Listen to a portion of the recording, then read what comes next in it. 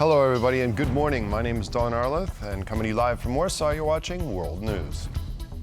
Officials in Russia's southern Rostov region reported early on Tuesday that Ukrainian drone attacks sparked several fires, including at a power substation. These attacks follow similar ones on Saturday, targeting a military supplier in Russia's southeastern Penza region. Russia's Ministry of Defense stated on Telegram that 24 Ukrainian drones were brought down overnight, including seven over the Rostov region. The Tatskinskaya railway station was hit, a key hub for moving Russian oil and grain from local elevators, disrupting logistics. The acting governor of the Rostov region said a fire at a power substation damaged an area of 500 square meters. There were no reports of injuries. As a result of recent Ukrainian attacks on Russian oil infrastructure, 2 refineries were forced to cut production. They were located more than 900 kilometers from the Ukrainian border.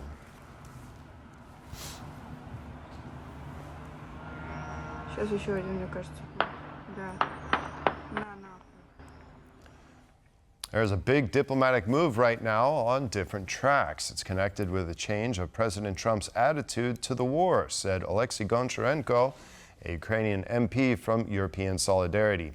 As U.S. President Donald Trump's August 8th deadline approaches for Russia to begin a ceasefire process with Kyiv, the MP emphasized that a breakthrough might be possible given Trump's changing attitude towards Putin.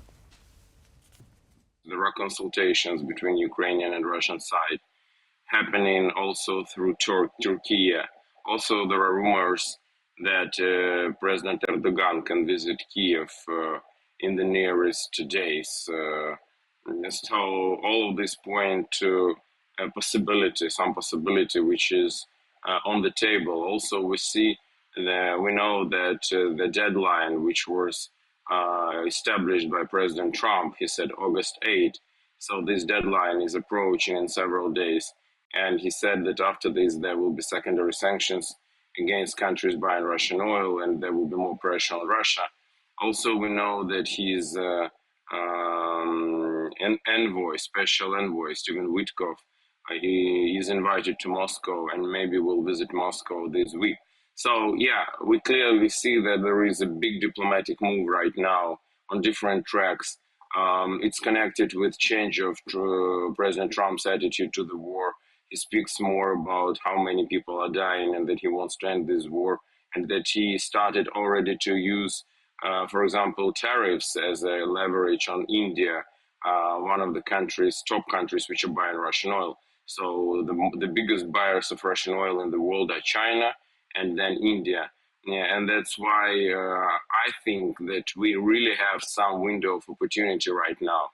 The biggest our problem is President Putin, or Russian tyrant Putin, because he doesn't want to end the war. And this just in, according to RBK Ukraine, President Zelensky has invited President Erdogan of Turkey to visit Kyiv.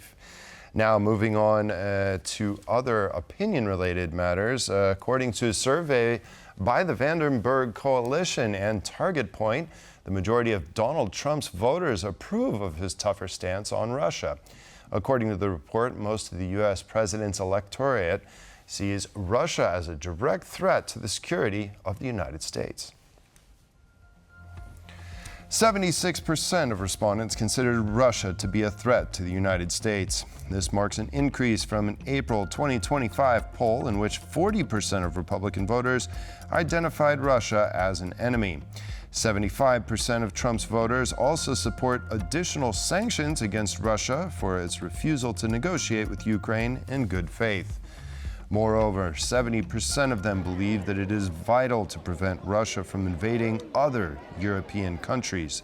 Additionally, when asked who's to blame for the lack of progress in negotiations to end the war in Ukraine, 53% of respondents blamed Vladimir Putin.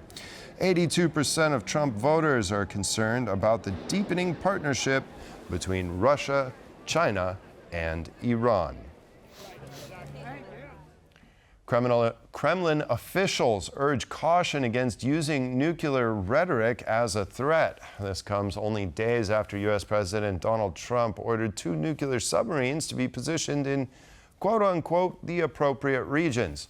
The move was a retaliatory response to remarks from former Russian President Dmitry Medvedev, who hinted that a war could break out between Russia and the United States. Kremlin spokesperson Dmitry Peskov stated on Monday that Russia is, quote, very attentive to the topic of non-proliferation.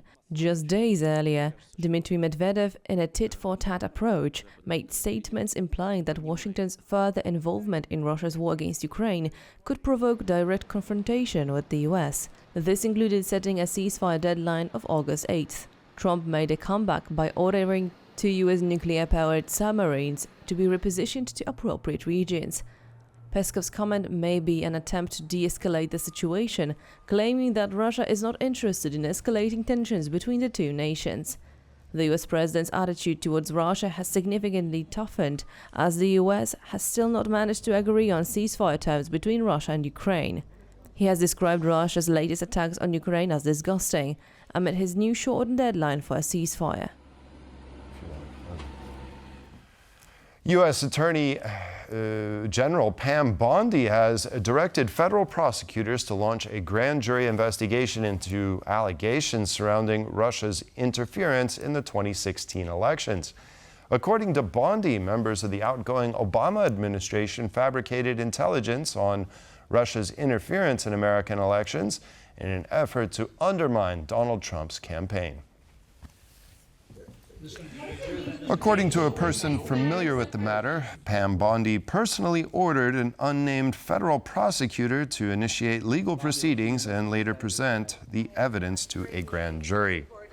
The grand jury investigation allows prosecutors to subpoena documents, solicit testimony, and secretly present evidence to a panel that will determine whether to issue an indictment. While the standard of evidence for such proceedings is lower than in a criminal trial, grand jurors still have the option to reject the case for a lack of probable cause. Last month, Donald Trump accused former President Barack Obama of treason, alleging that he led an effort to falsely tie him to Russia and to undermine his presidential campaign. However, U.S. intelligence officials and multiple investigations have repeatedly concluded that Russia sought to interfere in the 2016 elections to benefit Trump over his long-term rival, Hillary Clinton. Russian and Chinese warships have held joint search and rescue drills in the Sea of Japan. The exercises are the latest show of military cooperation between the two countries.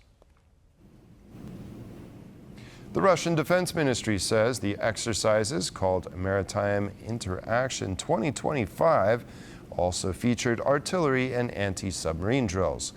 The joint operation comes days after U.S. President Donald Trump announced that he had ordered 2 nuclear submarines to be positioned in what he called appropriate regions, following remarks by former Russian President Dmitry Medvedev. Moscow and Beijing signed a no-limit strategic partnership in early 2022, just before Russia's full-scale invasion of Ukraine. Since then, the two militaries have staged regular exercises to strengthen coordination at sea and demonstrate what they describe as a deterrent to potential adversaries. Polish authorities have extended controls on the country's borders with Lithuania and Germany until October 4th. The measures were introduced on June 7th and were originally supposed to last until today. Apart from extending the duration of the border controls, the Polish government also decided to expand the number of control points. The new ones have been added in northwestern Poland. One in Nowy Warpno will check travelers 50 meters before they reach a bridge leading them to Germany, and another at the beach in Świnoujście was also added. On the other hand, authorities decided to pause border controls at 3 river crossings with Germany due to a lack of border traffic.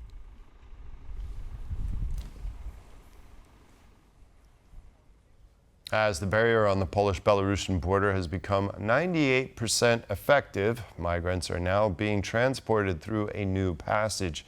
According to the Polish Interior Minister, the Belarusian authorities are now moving migrants through Baltic countries. We have achieved 98% effectiveness on the infrastructure on the Polish-Belarusian border. This means that the Belarusian and Russian services are looking for other sections of the border through which to smuggle illegal migrants, since they are unable to wage a hybrid war on this section.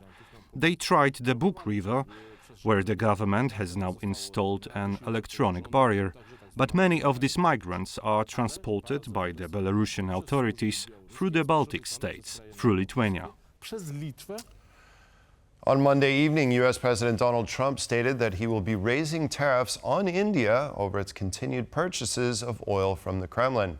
According to Trump, Indian authorities care more about making profit from oil sales rather than about how many people in Ukraine are being killed by the quote-unquote Russian war machine. India is not only buying massive amounts of Russian oil, they are then, for much of the oil purchased, selling it on the open market for big profits. They don't care how many people in Ukraine are being killed by the Russian war machine. Because of this, I will be substantially raising the tariff paid by India to the USA. Thank you for your attention to this matter.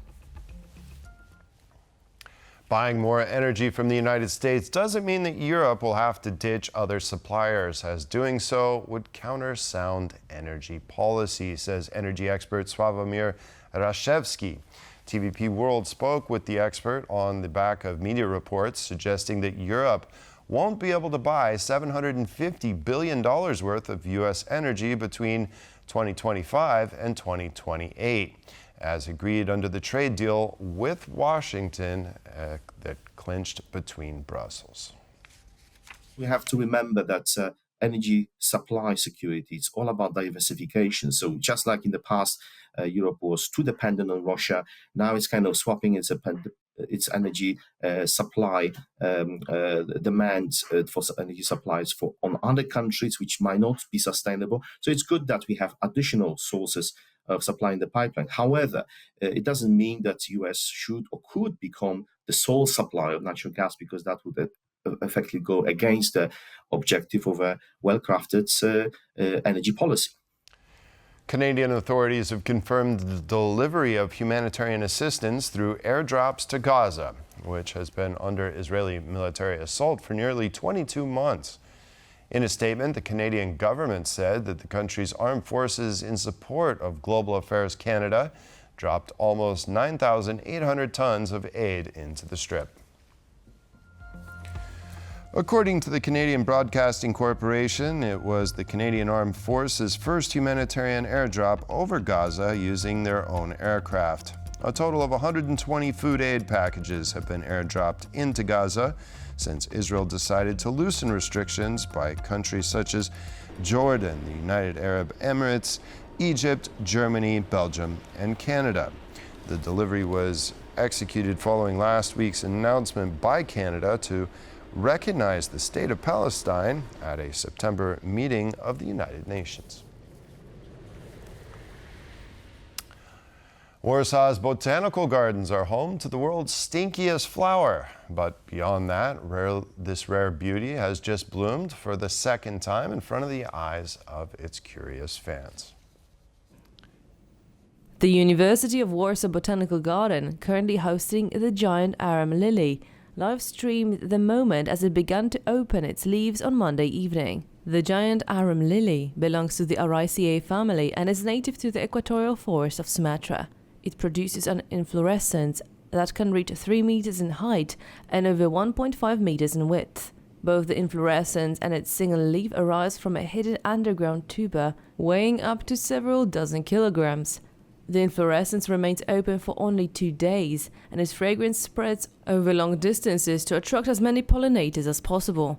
It first bloomed in June 2021, generating great interest. And that concludes this edition of World News. Thanks for joining us, and stay with us for more here on TVP World.